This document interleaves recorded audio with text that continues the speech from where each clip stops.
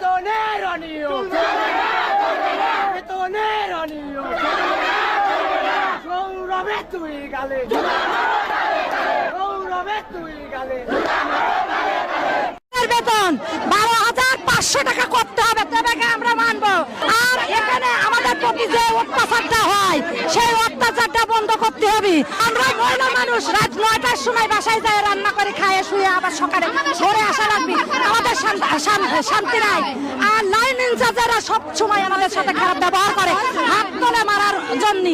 আমাদের লাইনের যে লাইন সিট থাকে তার ব্যবহার অনেক খারাপ, মানে সারাদিনে একবার যদি ওয়াশে যায় সে মনে করেন প্রাথমিক নির্যাতন শুরু করে, বলে আবার ছুটি যদি বিপদে ছুটি চাওয়া যায় বলে মরার পরে লাশ যাবে বাড়িতে, কিন্তু ছুটি দেওয়া হবে না। লাইন সুপারভাইজার ইনচার্জ আমাদের সাথে খারাপ ব্যবহার করে, কয় কি ইচ্ছা করে মেশিন এর নিচে আছে, কেউ কোনোদিন নিজের শরীর ক্ষত করে ইচ্ছা করে। আমাদের আঙ্গুল মেশিন এর নিচে সেলফি ফাটে যায়, ছুটি দেয় না, আর কয় কি ইচ্ছা করে মেশিন এর নিচে হাত দিতে, কেউ কি ইচ্ছা করি এই আঙ্গুল ফাটায়, কারণ কি ইচ্ছা শক্তি থাকে যে নিজের গায়ে ক্ষতি করে। আর এরা কয় কি ইচ্ছা করে মেশিনের নিচে হাত দিতে ছুটি দেওয়ার লাগে, ছুটি কি দেয়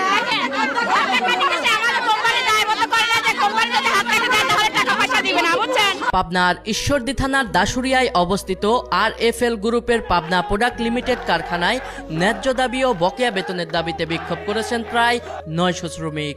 জুলাই মাসের বেতন 3 দিন পার হয়ে গেলেও না পাওয়ায় ক্ষুব্ধ নারী পুরুষ শ্রমিকেরা বেতন বৃদ্ধি, খাবারের মান উন্নয়ন এবং প্রোডাক্ট ম্যানেজারের নানা অনিয়ম ও গালিগালাজের প্রতিবাদে কারখানার সামনের বিশ্ব রোডে এই আন্দোলন গড়ে তোলেন।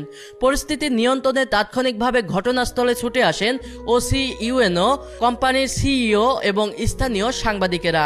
পরে উভয় পক্ষের 2 ঘন্টার দীর্ঘ বৈঠক শেষে শ্রমিকদের 3 সদস্যের প্রতিনিধি দলের সাথে আলোচনা সাপেক্ষে অদ্ভুত পরিস্থিতি ও প্রতিটি সুনির্দিষ্ট অভিযোগ খতিয়ে দেখার আশ্বাসে কারখানাটি আগামী 7 দিনের জন্য বন্ধ ঘোষণা করা হয়। এই প্রতিনিধি ভাই এবং বোনদের কাছে 14টা দাবি নিয়ে কাগজটা পেয়েছি। 14টা দাবির মধ্যে দেখেছি 12টা দাবি অলরেডি এটা হচ্ছে যে আমাদের কোম্পানির পলিসির সাথে অ্যালাইন। এটা হয়তো শুধু আমাদের যেহেতু এটা নতুন ফ্যাক্টরি, হয়তো এই পলিসিটা আমাদের বোঝার ভুল আছে। এটা যিনি আমাদের ব্যর্থতা, আমি হয়তো পলিসিটা আপনাকে বোঝাতে পারিনি বা যারা দায়িত্বে ছিলেন এবং আপনাদের সাথে সেই পলিসিটা নিয়ে ভুল বোঝাবুঝি হয়েছে। বাকি যা থাকলো 2টা, এই 2টার সাথে তো আমি যেহেতু নিজেও, আপনি যেমন এই কোম্পানির কর্মচারী, আমিও এই কোম্পানির একজন কর্মচারী। বাকি যে 2টা সেটা হচ্ছে যে আপনাদের স্যালারি আর হচ্ছে ওভারটাইম। সো আপনারা যেহেতু আমাদেরকে 7 দিনের একটা সময় দিয়েছেন, ধন্যবাদ।